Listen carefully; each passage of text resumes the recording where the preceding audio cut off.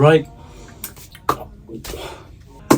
Hey guys, welcome back to my channel, and this is the last video about my trip in Aotearoa, New Zealand.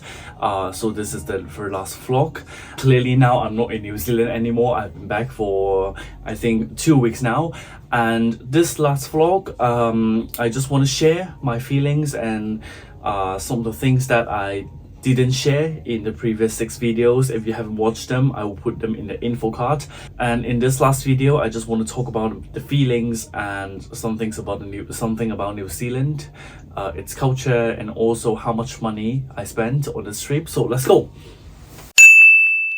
New Zealand is a country that can be represented by its great natural attractions, which means mountains, lakes, waters, the sky, everything about nature basically. So if you want to travel to New Zealand, you would expect to spend a lot of time in the nature, with the nature. There isn't much citizens there, I think, except for the bigger city there, which is Auckland, and which is in the North Island. There's a North and a South Island in New Zealand, and I think for the South Island, the biggest city is Christchurch. So besides these two cities, in other cities, in other places in New Zealand, you would expect to see a lot of natural scenics there. So traveling to New Zealand is more about nature than to spend time in cities like Hong Kong, Taiwan, Bangkok, or big cities around the world. That's pretty much different. I think the experience started when we boarded the airplane there, so I would just like to start by talking about my experience on the flights operated by Air New Zealand. We took the flight both to Auckland and back to Hong Kong on the planes operated by Air New Zealand. One of the things that impressed me the most was how much dedication they have put into making the safety videos. I think you can go give a watch here. I'll put them in the info card.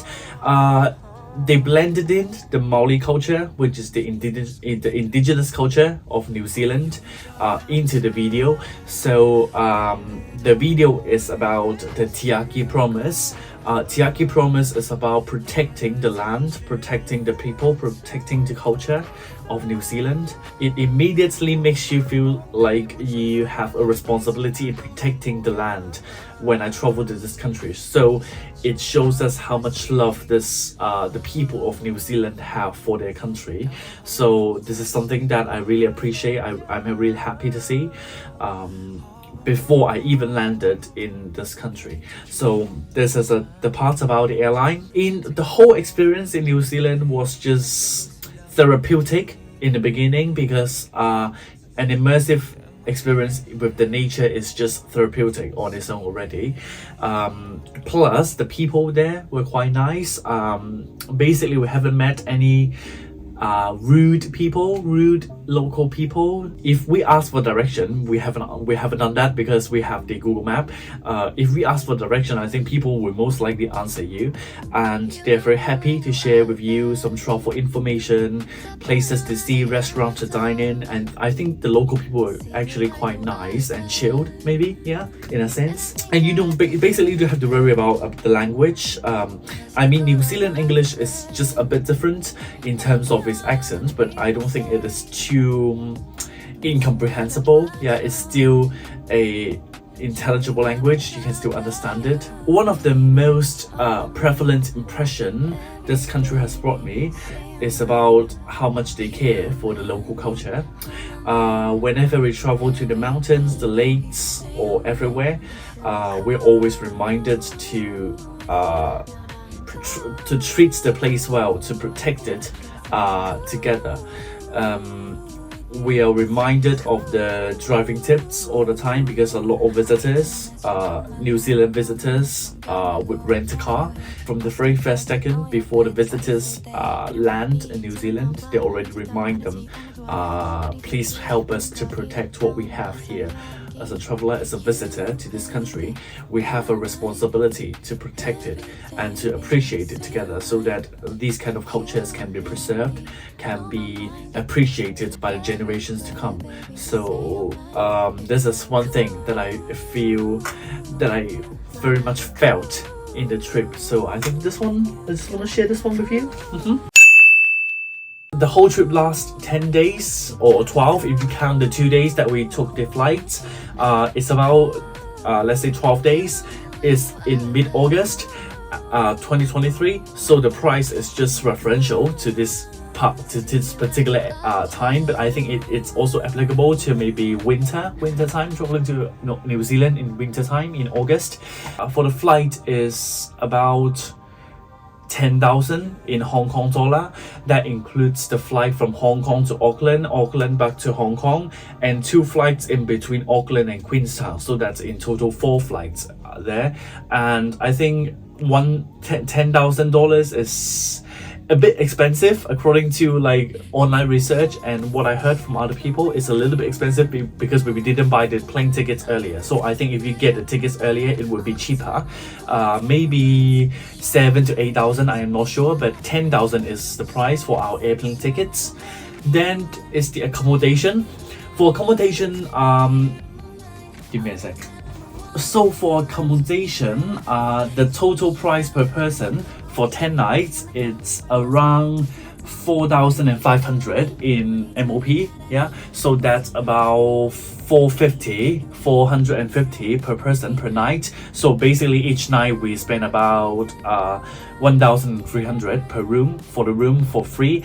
Usually we get a family room with 1 double bed and 1 single bed. Next is about the car rental. The rental fee for in total per person that comes to 3,291 per takas. So in total, so 3 of us, we spend almost 10,000 just on renting the car for 10 days in both North and South Island. The reason why it's that expensive is because when we rent the car in South Island, the car that we rent in South Island, we were worried that there may be snow, there may be difficult road conditions. So actually we rented a 4WD, how do you call it?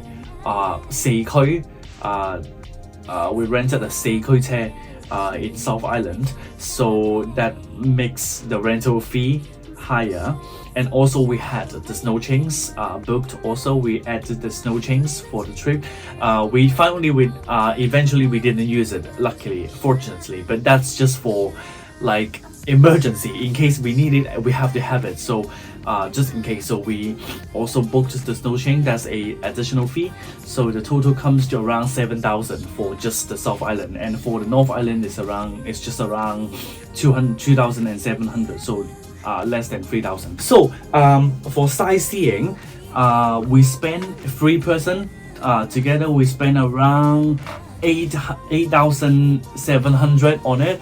That includes the skiing. The skiing is already like 3,000 something. Actually, the most expensive one, the most expensive spending for sightseeing in our trip is actually the one that was cancelled. That is actually the tour to the Tasman Glacier. I think I told the story in vlog number 5, so you can check it out. That one I think is around 3,000 patakas per person. So that is actually the most expensive one. So it gets cancelled. So the total comes a little bit like that lower. The next part is about food. It's not exclusive here because this I'm just marking all the money that one of us paid during the trip, and then we count it all together at the very end. But we have paid I don't know how to say that in English. We contributed some money to a common pocket, and then we used those money for eating, for dining, grocery, and yeah, the public spending, like the spending of the 3 of us, like eating together, like those kind of things. Here the total is just like 1,000 something, but that's of course not the case. There are also like parking, Uber, like some other items.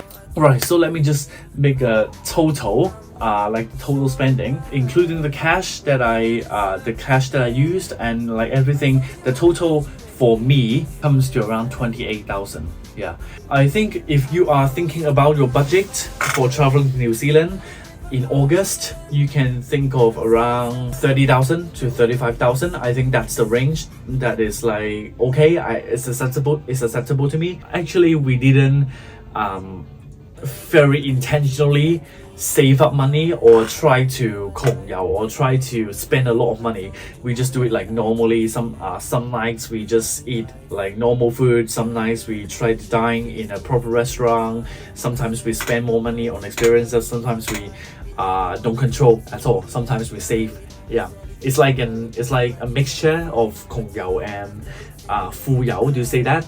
But generally it's like okay, you don't feel it's too bad. So it's like okay, I think the budget between 30,000 and 35,000 is reasonable for people who won't spend too much, but they also don't want to like save too much. Yeah, it's like a reasonable price range. Right, so basically this is it for the final vlog. I hope you enjoyed all the 7 videos. One last thing that I want to point out is that I don't think 10 vlogs, 100 vlogs, or the footages have successfully captured the beauty of New Zealand.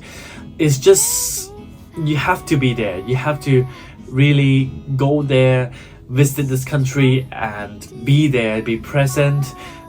Then you can feel how beautiful this country is. I don't think just by watching videos is enough. Yeah, you have to be there. So this is a reminder for you to travel to New Zealand or think about traveling to New Zealand in the next summer or even in the Chinese New Year holiday. I think that is actually the peak seasons. We didn't travel in the peak season because in the winter time, New Zealand is actually quite cold. So many visitors wouldn't prefer to travel there in the winter, so that actually it's not really crowded in New Zealand. It's a better time to travel during the spring, summertime, where you can enjoy more of the water activities or exciting outdoor extreme activities in New Zealand, which this country is famous for also. Okay, so thank you guys for watching all these vlogs, and I hope you enjoy them. I hope it's not too boring. I hope that after watching these videos, you might want to visit New Zealand in the future. I promise you, it's not gonna be disappointing. There will be much more in New Zealand that you can see. All those videos are just a fragment of what New Zealand really is, and of course I'm going to travel there again. And thank you guys so much for watching these videos. My channel doesn't update very often. Usually it only updates in the summertime where I upload vlogs. If I do them, okay, I'm a lazy person. I don't edit my vlogs so frequently, so this is kind of like an achievement for me already for completing all these vlogs, all these 7 vlogs.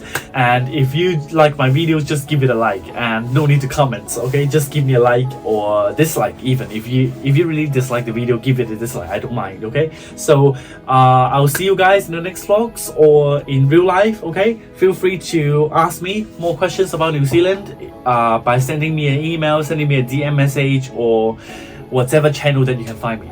Okay? Thanks. Goodbye.